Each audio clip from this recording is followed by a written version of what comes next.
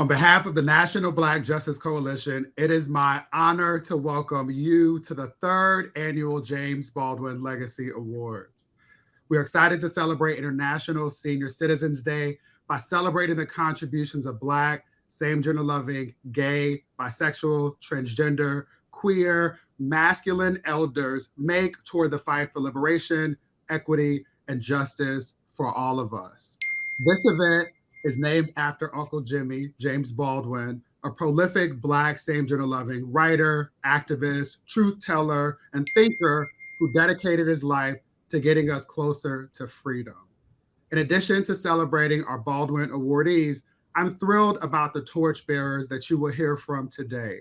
As you experience today's program, please share comments, feedback, and your own toast to everyone involved in this celebration of love using the comment chat function on YouTube or our Facebook page. We want to highlight as much as we can throughout the show. We are thankful to our partners at AARP for helping us to honor and support these legendary and iconic members of our community. This work and our partnership is important because not enough of us have the opportunity to imagine or experience aging. Think about how often you see images of queer people that are overwhelmingly reduced to young, thin, often white, male images. But what we know at NBJC is that when we are supported in love and with access to democratic institutions that many of us and our ancestors built for free, that we are able to thrive and enjoy aging over the course of time. To share more why AARP thinks it important to support the Baldwin Awards, we invite John Paul Hayworth, the LGBTQ Audience Strategy Director at AARP, to share a few words. I'm John Paul Hayworth, and I'm delighted to serve as the Audience Director for the LGBTQ plus community at AARP. This new role within AARP's Office of Diversity, Equity, and Inclusion is only the most recent example of how AARP has committed to social justice, civil, and human rights issues. AARP is proud to be a sponsor of the National Black Justice Coalition and the James Baldwin Awards. It is our honor to be part of this celebration tonight of the awardees, and I want to extend my personal thanks to each of them. You are inspiring, and I'm thrilled that we have the opportunity to publicly recognize you and your accomplishments. AARP has earned a reputation as a wise friend and fierce defender through trusted information, tools, and advocacy designed to protect the health and financial security of all older Americans and empower them to choose how they live as they age. I want to share a short video with you that will help explain more about why AARP is here tonight. Our story begins more than 60 years ago inside an abandoned chicken coop, where our founder discovered a retired teacher living, no home, no health care. So she said no to this injustice and yes to transforming lives. It's this drive, this compassion, that inspired AARP. Today, we empower people to choose how they live as they age. As a wise friend and fierce defender, we advocate for better health, financial security, and stronger communities. AARP, join us in making a difference. Today's AARP fights for equality in issues like health, employment, affordable housing, and at its heart, the freedom to live our truth, without fear and with equality under the law. I invite all of those being honored and those in attendance at today's event to reach out to me and the other members of the ODEI team to learn more about AARP and our commitment to the work of diversity, equity, and inclusion. We celebrate your unwavering commitment to the Black community as you shine a light on the accomplishments, achievements, experiences, and wisdom of the LGBTQ SGL Black elders. Thank you for being a part of the work of the National Black Justice Coalition by being here tonight. AARP stands with NBJC in fighting for LGBTQ SGL equity for Black individuals, families, and communities. Working together, we will create a world where all can thrive. Thank you, and enjoy the rest of your evening. We are thankful to you and our colleagues again at AARP. And now to get on with the show, I'm honored to introduce our first torchbearer, the Honorable Judge Jamar Cantrell Walker. Judge Walker is the first openly LGBTQ SGL Article III judge to serve in Virginia. Judge Walker, take it away. It is my honor to introduce you all to my friend and a true trailblazer, Judge Darrin Gayles. I met Judge Gayles just a year ago, but in that short time, I came to quickly learn what so many others already knew. Darrin Gayles is a force of nature.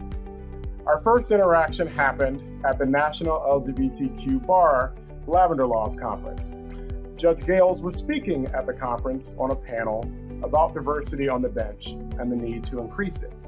At one point, Judge Gayles mentioned that he was the first and the only openly gay Black male judge serving on the bench.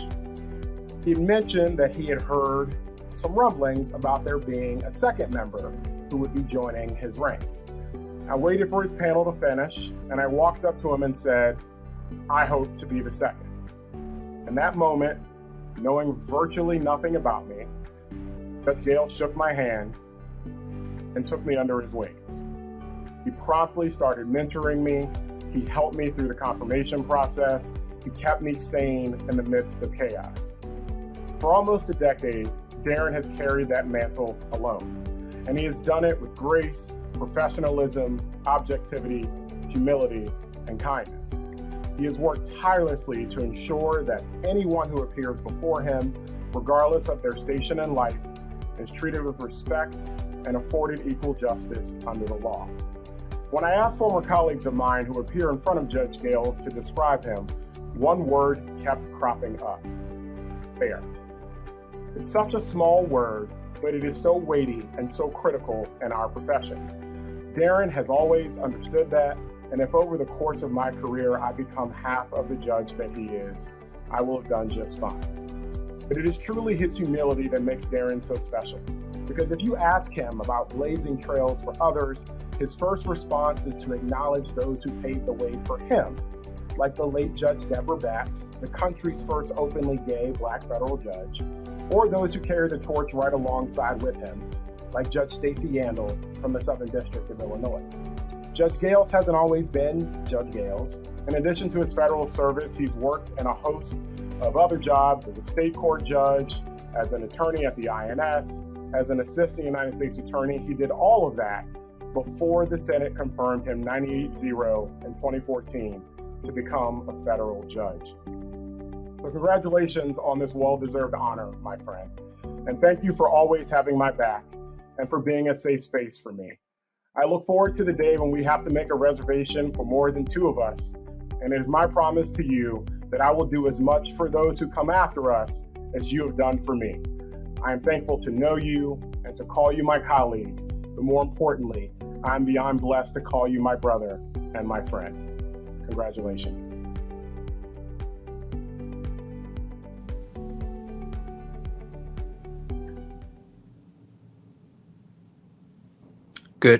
Good afternoon. That was such a special introduction from my friend and now colleague, Judge Walker.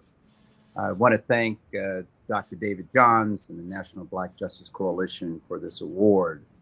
Of course, it is a very special honor to receive an award named after the brilliant James Baldwin, and of course to be recognized with all the other outstanding awardees today. As a young man, I never imagined that this country would elect an African-American president in my lifetime. So it certainly never dawned on me that history-making president would appoint me to the federal bench and allow me to make a bit of my own American history. I have been fortunate to live my life openly and honestly, without shame or fear of rejection. That is empowering in a way that most people outside the LGBTQ plus community takes for granted. I grew up loved and valued, an experience every child should have, and my family loved me unconditionally. And that love and confidence gave me the emotional freedom to focus on becoming the best person I could be, both personally and professionally. In addition to being a great judge, I hope to serve as an inspiration to young people in the Black and the LGBTQ plus communities. So I thank the National Black Justice Coalition for not only celebrating my personal accomplishments, but also providing this very important platform for other people in our communities to help empower them. So I thank you very much for this award. We are thankful to you, especially as VKY mentioned in the comments, at a time like this when there are members of the court who are leveraging that purge to attack and terrorize members of our community, including children who didn't ask to be born. So thank you to you and to your family for loving you without apology. Our next torchbearer is my brother, Eugene Daniels, who is a White House correspondent, Playbook co-author at Politico, and MSNBC contributor. We celebrate that our good brother is coming into the leadership of the White House Correspondents Association. Take it away, Eugene. Hi there, my name is Eugene Daniels. I am a Politico White House reporter and co-author of Playbook and an MSNBC political analyst. I am so honored to be here celebrating my friend, my mentor, Jonathan Capeheart. There is no one more deserving of the moniker of torchbearer than Jonathan. Before I knew him, when I was in college thinking about being a journalist, in the early days of my career in journalism, I told people that his career was one that was most interesting to me when they would ask, who's your hero? What do you want your career to look like? He's someone who understands and is able to pull together analysis and holding powerful people accountable, telling the stories of those who cannot tell them themselves. And he does it on all levels of journalism. You can do it in print. You can do it in front of people in a live event, in a live interview, a taped interview, and a podcast, remembering that journalism at its heart is about storytelling. And also, he happens to be a hero to many Black queer men in this country, someone that we look up to, not just as a journalist, but as a person who is living his life fully, authentically, and that is why he is the torchbearer that I am so honored to think about all the time, and also to call one of my friends. My very first hit on MSNBC was during the George Floyd protests, and it was with Jonathan. And even without us speaking, I could feel his energy calming me because I was very nervous doing it.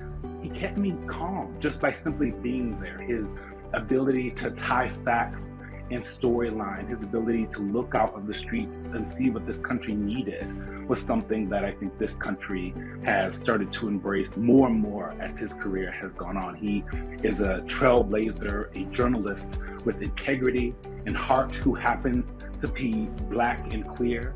I have leaned on him many times in times of stress, and he has been there and done that with and unlike any other, his ability to share his thoughts and feelings, his expertise, his own past, his advice.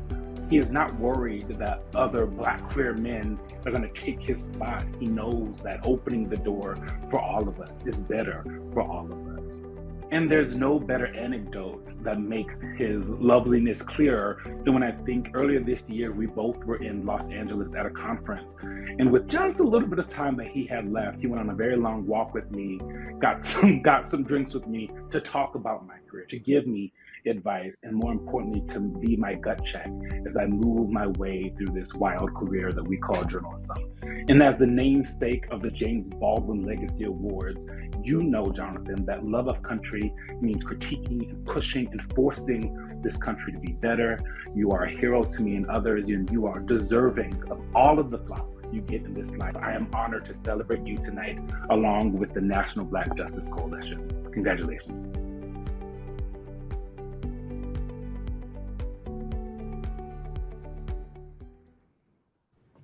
Wow. Thank you very much, Eugene, for that very moving tribute. I'm trying very hard not to burst into tears in front of everybody, but truly, thank you so much. It is wonderful to see you and your career blossom before our very eyes every day. And thank you, National Black Justice Coalition. Not only is it an honor to receive a James Baldwin Legacy Award this year, but this recognition is made all the more special by being among an esteemed group of fellow honorees. Many years ago, early in my tenure at the Washington Post, someone recognized me at a gathering, came up to say hello, and thanked me for my work. And what he said next made the encounter instantly indelible.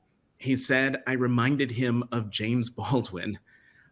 That's the kind of accolade that's bestowed, never sought, for being likened to that literary giant. And true American patriot carries a lot of weight and responsibility. Being like Baldwin means being brutally honest about the world around you, holding a mirror up to it in the hopes of moving it to do better, be better.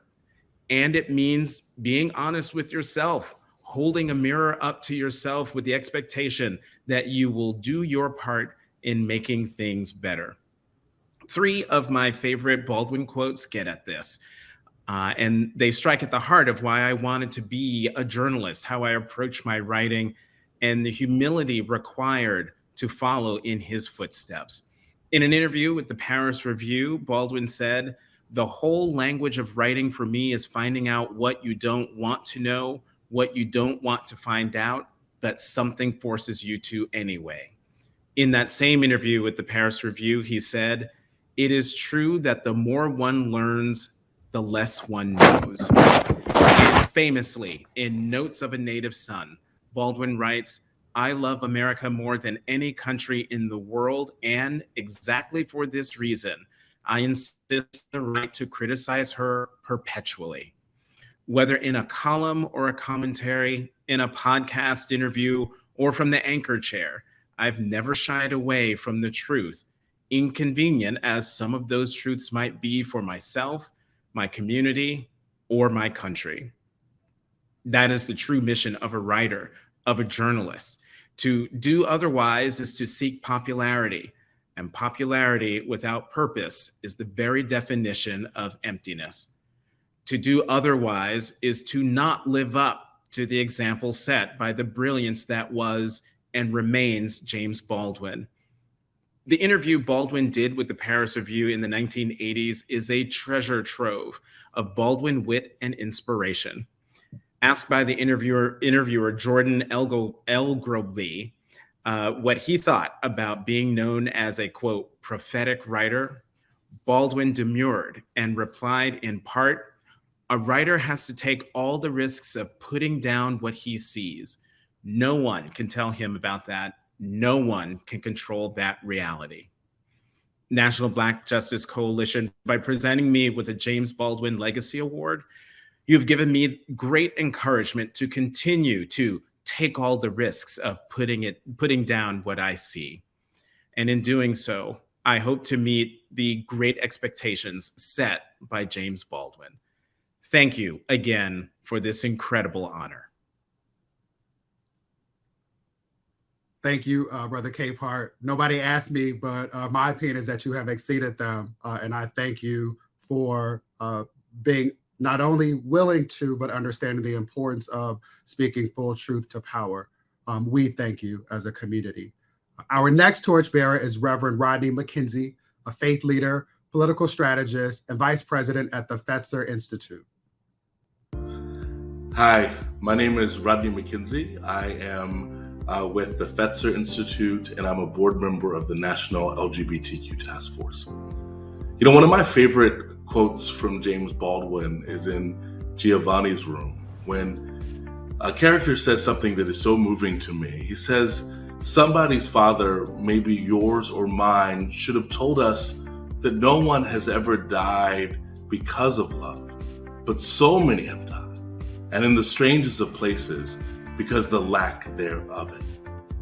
You know, when I think about Fred Davie, I think about a man who has chosen to love us, who've chosen to love Black LGBTQ people in a way that we're able to live.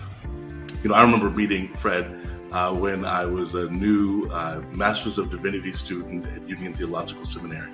And I was nervous and I was scared. Like, how do I be in a space that is so academically powerful? How do I be an organizer in this space? How do I be an out Black LGBTQ person? And Fred showed up in my life in such the most beautiful way, showing me that there was a way that we could, and the way that we could be loved, the way we could be fully who we are in any institutions that we're in, and that faith, that this thing called God and spirituality wasn't against us at all, but was for us.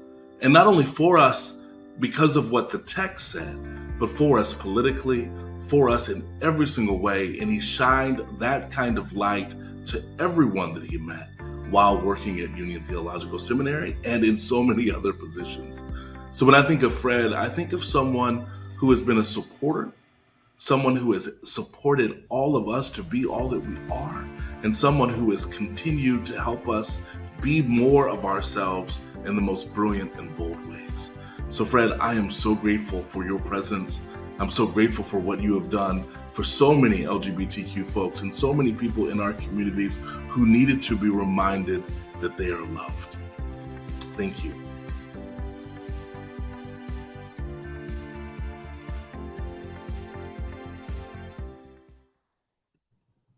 Wow. Like Jonathan, I am going to do my best not to burst into tears. But Rodney, thank you.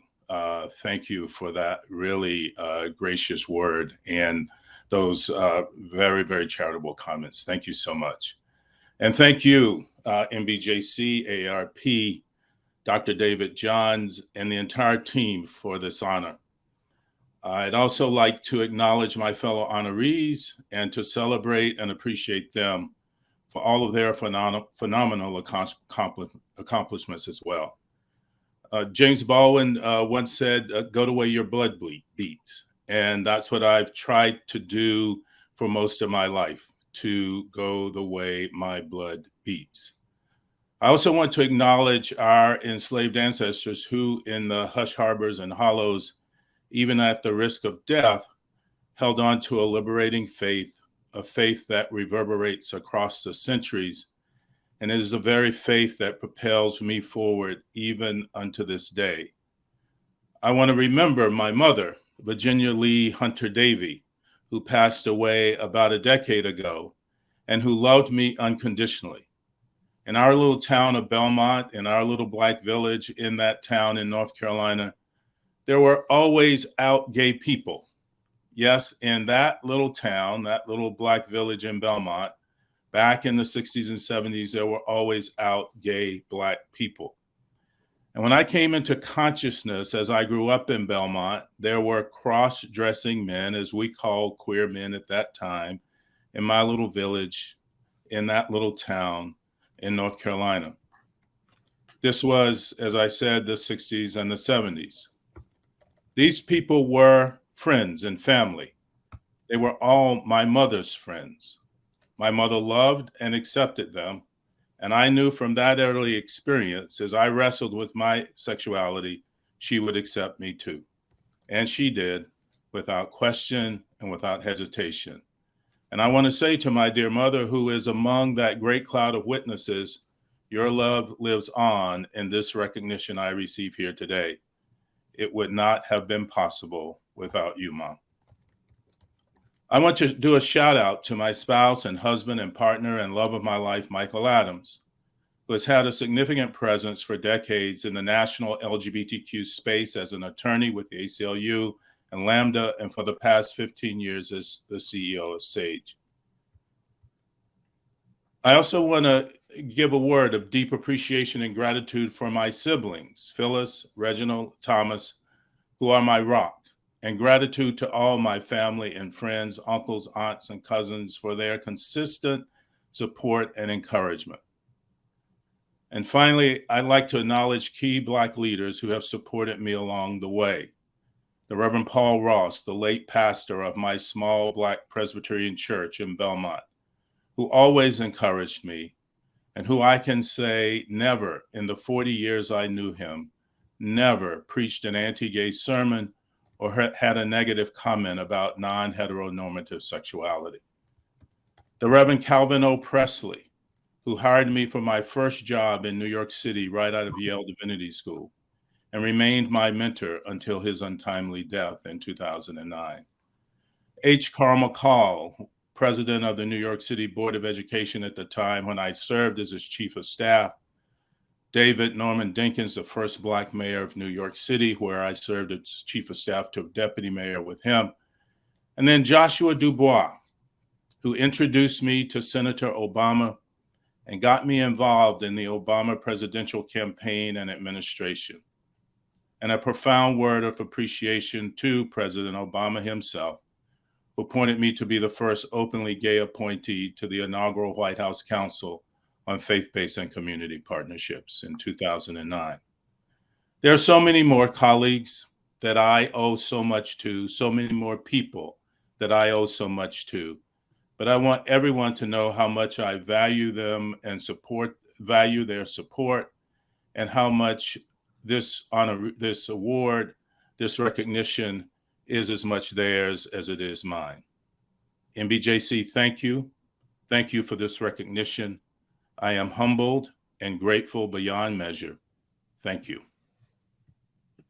I was texting with Joshua as you were lifting him up, and it's the acknowledgement of how strong our village is for me.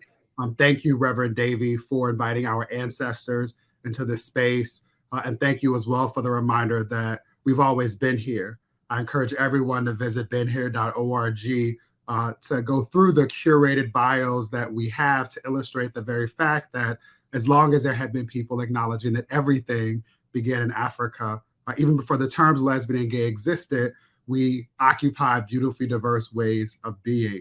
And it is because of that recognition and in honor of it that we are able to do that, which we are able to do today. Our next torchbearer is Zach Stafford. Zach is currently a columnist at MSNBC and former editor-in-chief of the magazine The Advocate. He also won a 2022 Tony Award as co-producer of A Strange Loop, which is a beautiful piece of work. Thank you for that gift. Take it away, Zach. Hi, my name is Zach Stafford, and I am the first Black editor-in-chief of The Advocate magazine, and now producer for the Tony Award-winning musical A Strange Loop. Today, I'm here to help honor the great Jamil Fletcher here at the 3rd Annual James Baldwin Legacy Awards. Growing up as a young journalist, there were not many places to go that featured people that looked like me or us. The national magazines rarely covered our stories in complex, meaningful ways, and instead only sensationalized us when they did see us. And with the queer magazines, we didn't feel any relief there either, with most of the iconic ones like Out and The Advocate rarely ever giving us space in a meaningful way for my tenure there at those two outlets, meaning us as Black queer people just weren't very represented even in queer magazines. And we still, in many ways, are rarely celebrated or centered in the media across all different landscapes, which is what makes Jamil's work so remarkable. Jamil Fletcher is the founder and publisher of Swerve Magazine, the nation's leading periodical for African American members of the LGBTQ community. Launched in 2008, Swerve celebrates the culture and community of Black, same-gender loving people everywhere. Over the years, Swerve has grown from a quarterly to bi-monthly with 6 annual issues, with distribution in 70 cities in 27 states and parts of Canada. His magazine has been the leader in the space for not just telling the stories by and for our community, but centering it all within the radical framework of joy. His covers of his magazines range from everyone like Janelle Monáe to my Broadway colleague Cody Bernard Richard, with the through line being stories of us thriving in a world that would rather see us not. So, with that said, it is my honor to help us celebrate a man that has paved the way not just for all of us within journalism, but all of us who are Black, queer, and alive today and want to be seen. Jamil has provided us that opportunity to be seen, and that's a gift better than any award or check you will ever receive, I promise. So with that, congrats, Jamil, on this James Baldwin Legacy Award today. We are very grateful for the work you do and look forward to the work you'll continue doing for many years past today.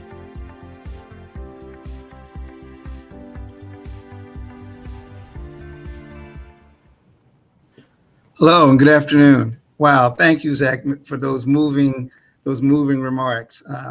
I want to first of all congratulate Dr. David Johns and the NBJC team and AARP for supporting this effort, and also to congratulate my fellow honorees. It is an honor to be included with this esteemed cohort of individuals. There is a quote many quotes, of course, that you've heard about from James Baldwin, but there's a quote that sort of drives home why we do the work we do here at Swerve. It says, "You have to decide who you are and force the world to deal with you, not with the idea of you." And that is one of the initiatives, the reasons why we do Swerve Magazine. We really celebrate those stories of people like ourselves who are living at that intersection of being African American and being LGBTQ, where our unique stories are being told by ourselves. That's in a way that celebrates our complexity and our humanity. And oftentimes, as Zach said, we are sensationalized, if included in mainstream media or even in Black media. And we aim to tell those stories, whether it be through entertainment, through politics, the story of Dr. David Johns, who we shared, moving forward. And so we are really grateful that our work is being recognized and that you are reading Swerve. I want to, first of all, thank everyone who's ever shared their story in our magazine. We're small, but we feel we are powerful and influential. And I want to thank you for recognizing this work. I want to thank and also congratulate our contributors, our great writers, our great photographers, models, you name it. The stories that we tell in Swerve really are about our community, from our community. And I look forward to sharing all of your stories in the future, especially the stories of my fellow honorees. On behalf of the Swerve team, all of those who work to produce this magazine, I want to say thank you again for being recognized, and keep reading and have a great day. BKY is right. I'm going to tell my kids that this was right alongside Essence and Jet as the magazines that helped to curate our experience over time.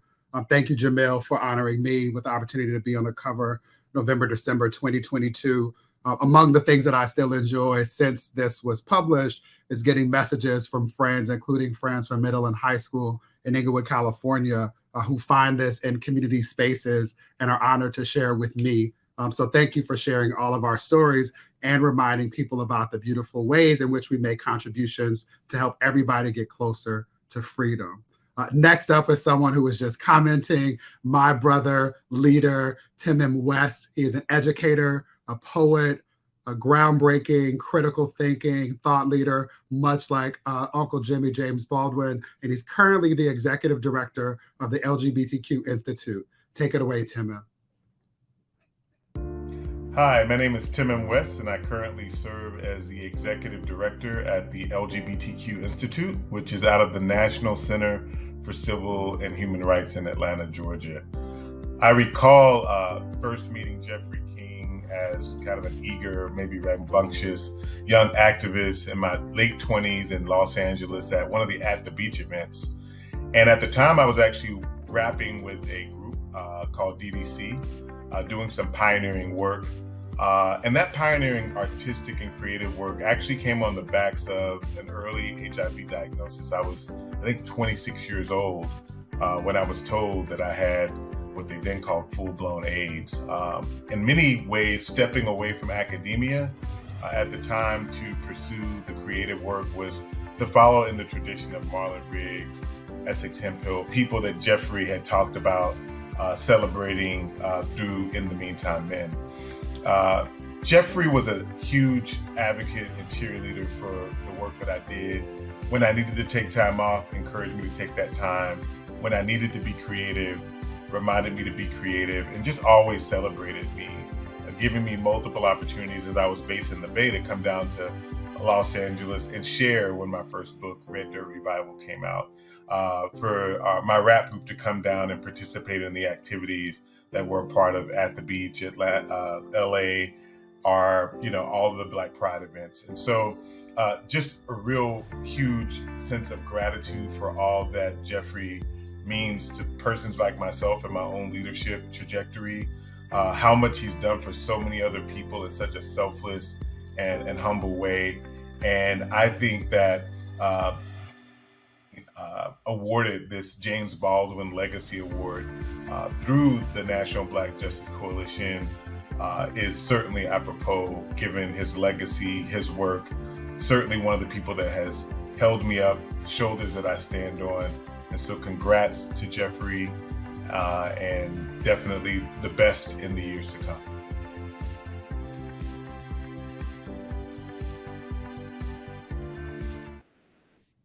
Wow. I must say every single thing that was said in that intro video is true about Jeffrey King. And I am excited to be accepting this award on behalf of my mentor and my community dad, Jeffrey King. My name is Greg Wilson.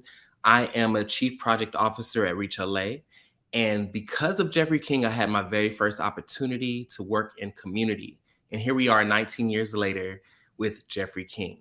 So let me tell you a little bit more about Jeffrey. This is a man that is selfless and a person that always believed in the very thing that I read in this James Baldwin quote that I wanted to share, which is, not everything that is faced can be changed, but nothing can be changed until it is faced.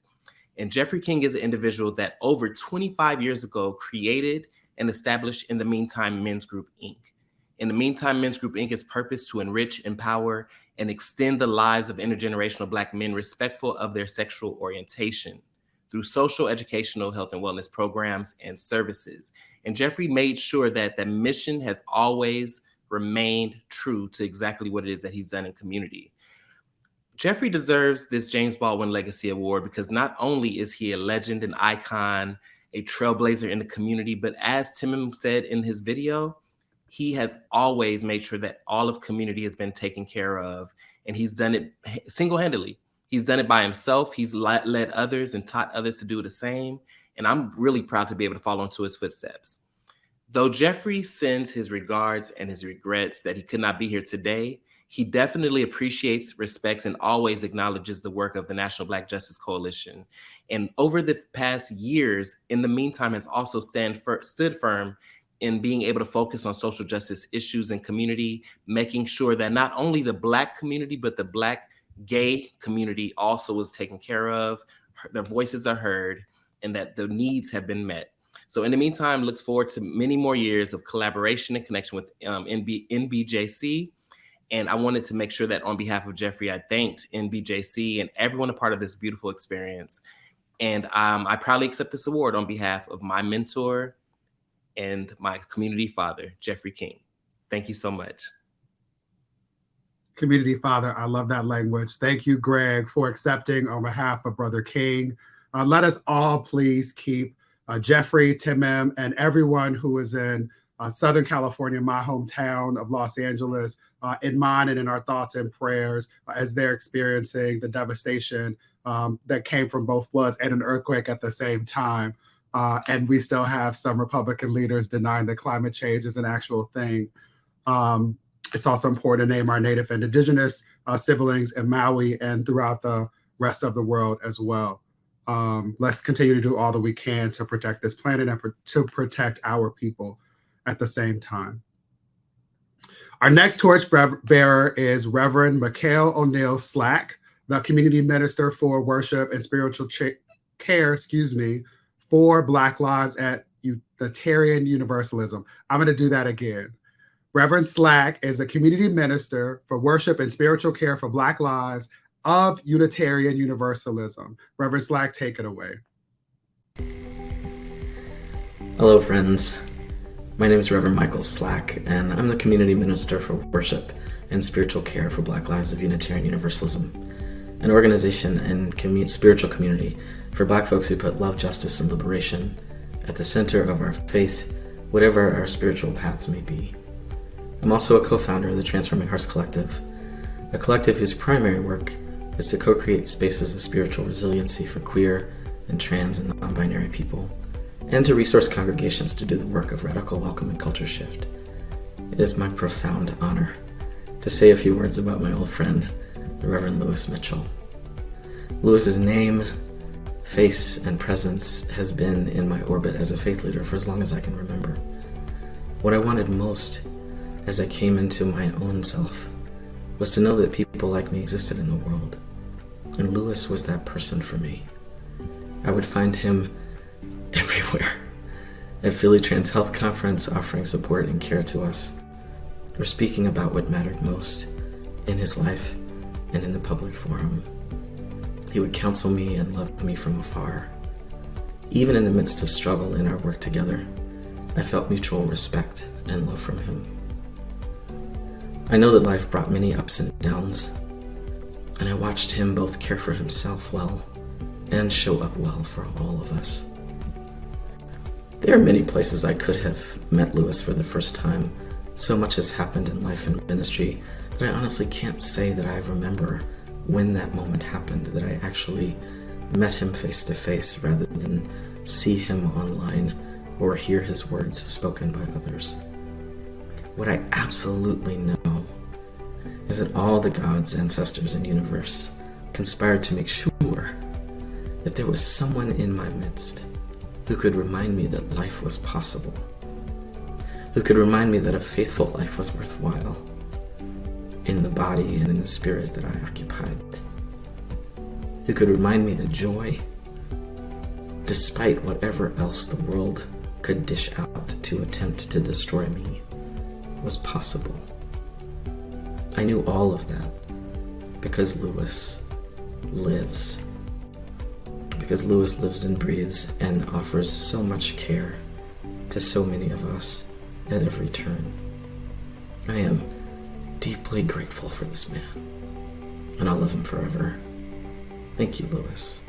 Godspeed.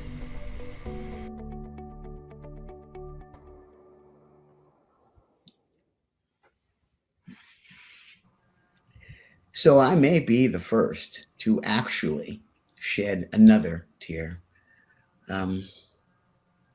God, Michael, thank you so much for all that you do and have done, and for those words. Thank you, National Black Justice Coalition. I remember 20 years ago when you began, how exciting it was for me to think, even to think about an organization that was built for and by us who had been in the margins. I'm honored to be included with these amazing men who have done amazing things. I feel like the thing that I have done most is to be a conduit for all that has been poured into me.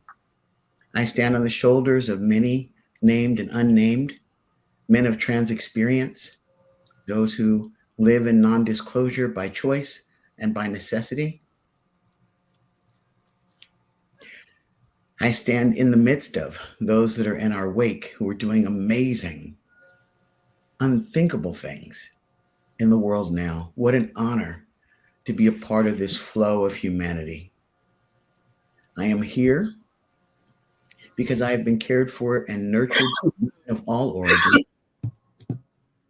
by men of all origins, and by non-binary and queer people who are currently carving out space for their existence. They've always been. Language is finally catching up with them. I thank God for my mother, Joyce L. Irving, who loves me mightily, and for my child, Kalo, who also loves me mightily.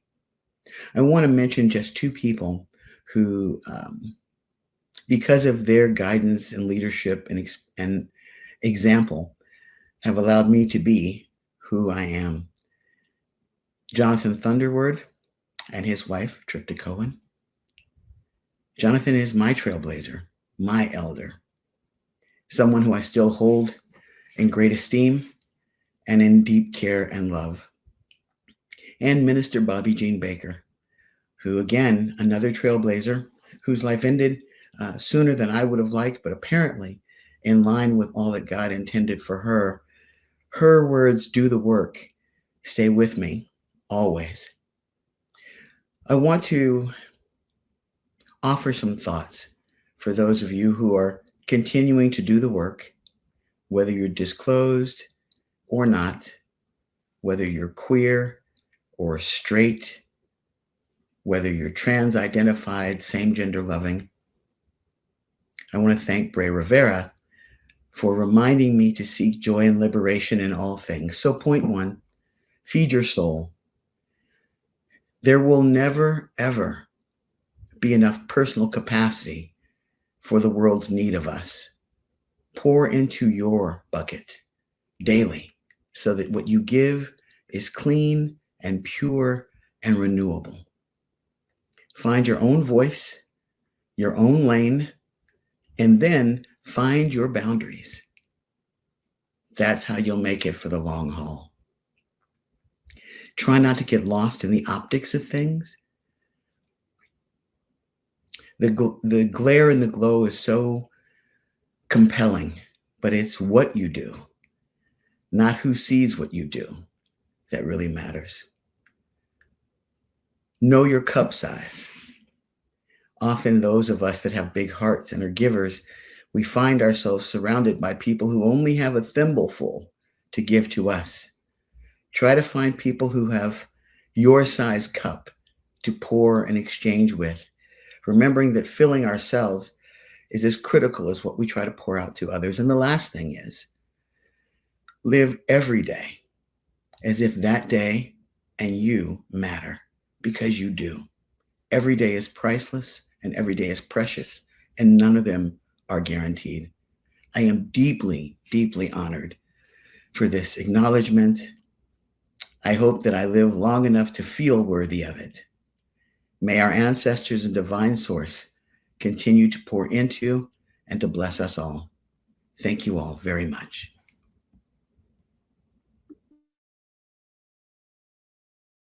Kindergarten teacher in me, the kindergarten teacher in me wants to name that real men cry. So I celebrate all of my brothers who are moved by emotion and allow themselves to be people. I also very much appreciate you naming the reality that trans, non-binary, and gender non-conforming and AFAB members of our community have always existed. And it's simply language and cultural conversations about that reality that are starting to catch up. And the related teachings of Fannie Lou Hamer, which is that none of us are free, especially true for Black folk, unless and until all of us are free. I also very much appreciate the reminder to pour into ourselves and to feed our souls first, something that is often most difficult for those of us who live on the front lines of efforts to ensure that Black folks can be free and that we're defending democracy.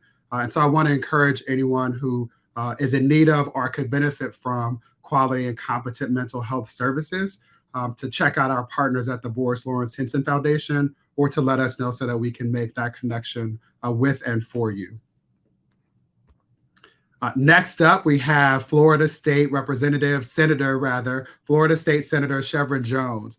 He is the first same-gender loving Black person elected to the Florida State Senate. And he is also a member of NBJC's Good Trouble Network, named in honor of our good brother, Bud Rustin, the architect of the March on Washington, the 60th anniversary of which is happening very soon, as well as our good brother, Representative John Lewis. Thank you for your leadership and service, dear brother Jones. Please take it away. Hi, my name is Chevron Jones from the beautiful state of Florida. And Daryl, it is my honor to congratulate you on receiving the James Baldwin Legacy Award. All this does is highlight your dedication to social change, your efforts to amplify the voices of marginalized communities, and your support and advocacy for the LGBTQ+ community. The James Baldwin Legacy Award, presented by the National Black Justice Coalition, not only honors accomplishments, but also your willingness to fight for what is right. Just as James Baldwin did, you have paved the way for many people like myself in this country, notably being the first openly gay African-American man elected to office. As the first openly gay African-American man in the Florida legislature, I commend you on being a trailblazer for our community. Your courage and willingness to take this leap of faith has allowed other Black men, such as myself, to be comfortable in our truth in being ourselves. Thank you so much for all the work that you have done, and may your light continue to shine and guide us toward a more just and equitable world. Cheers to you.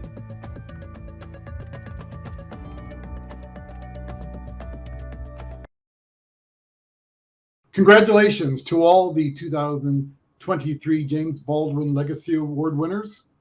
I am deeply, deeply honored to be part of this amazing group of individuals receiving the award today. just who have done amazing, splendid work. I want to thank the National Black Justice Coalition and their executive director, Dr. Johns, and the amazing staff at NBJC for selecting me to receive this prestigious honor today.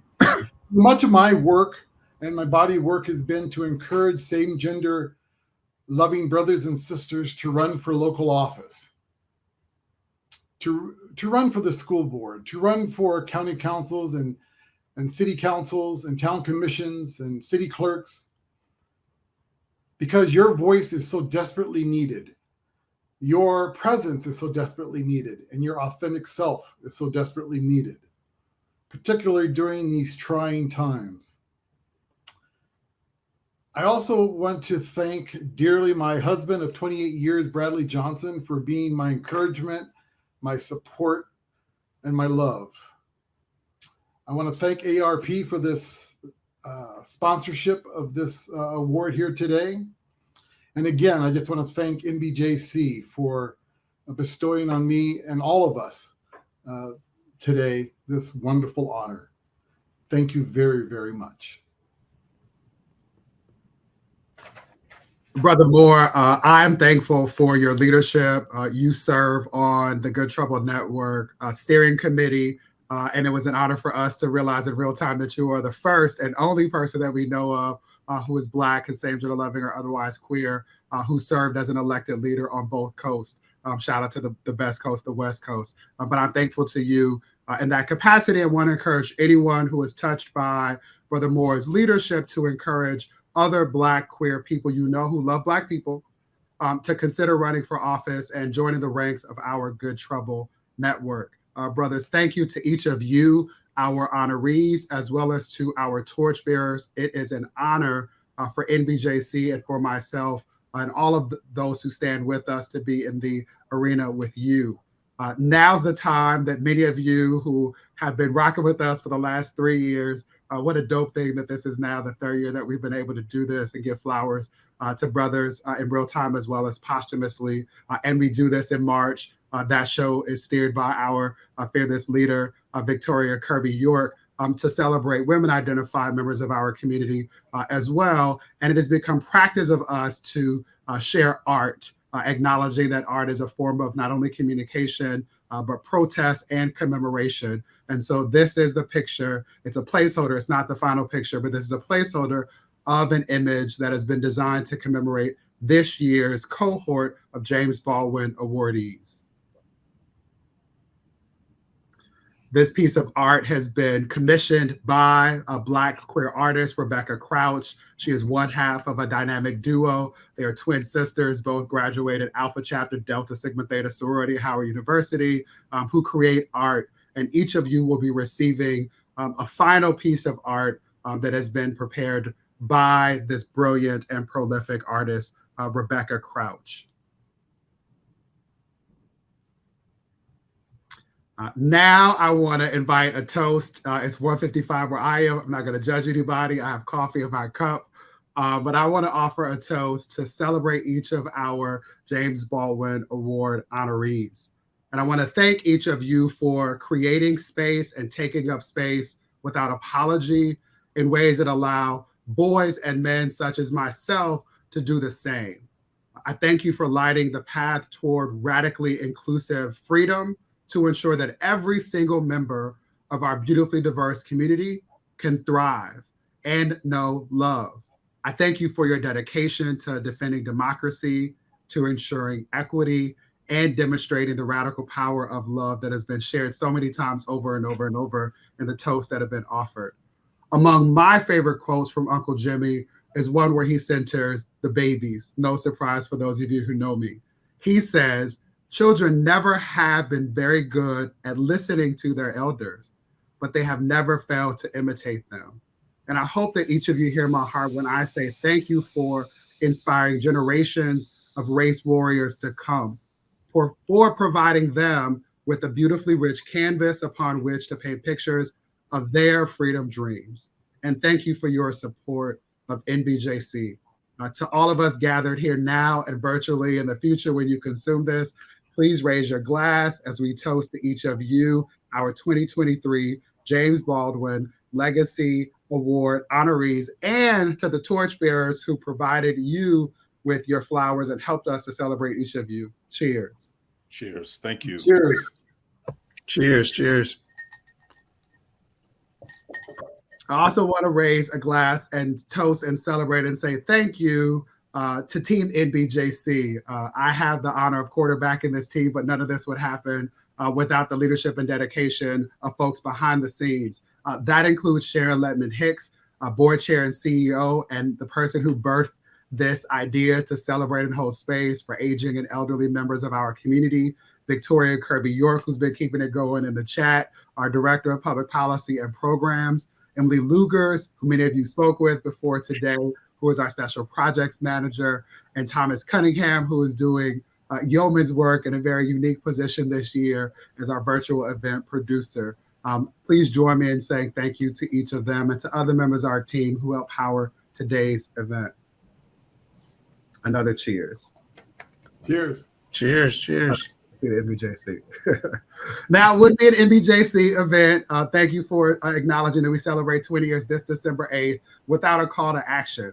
It's important for us to not only talk about change, but to be about change, specifically in this space where policy meets practice.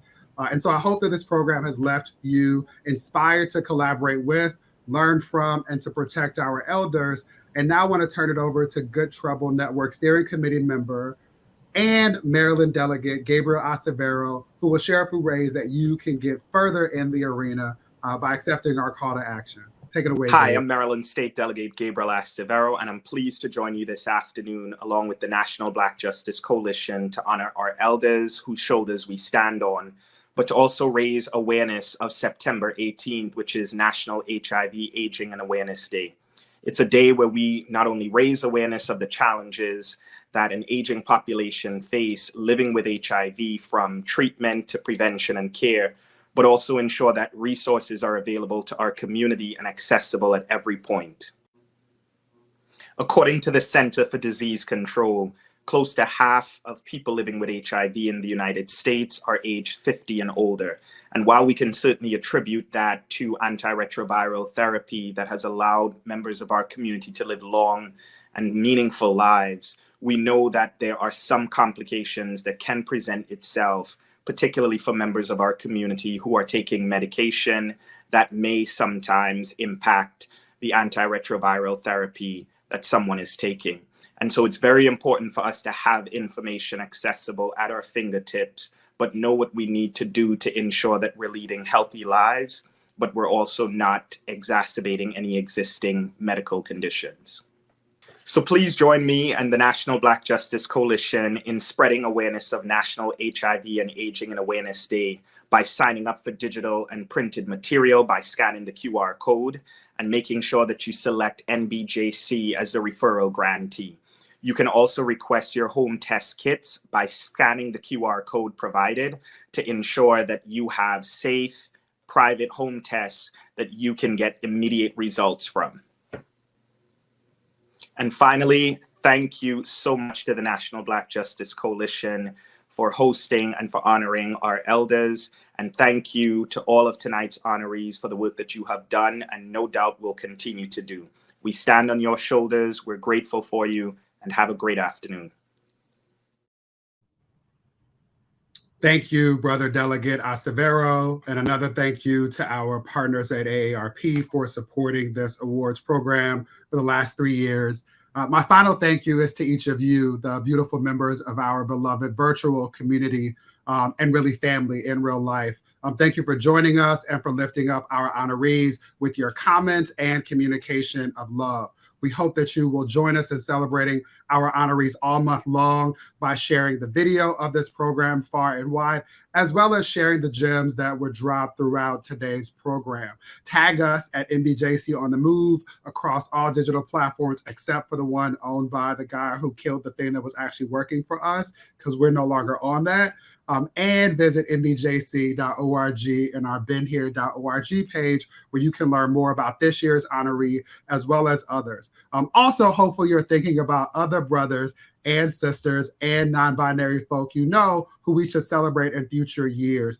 Please send us that information so that we can be sure to consider it in years to come. Thank you again for all that you do to ensure that we can all be free. Thank you for the gift of your time. Be safe, be well. Thank you.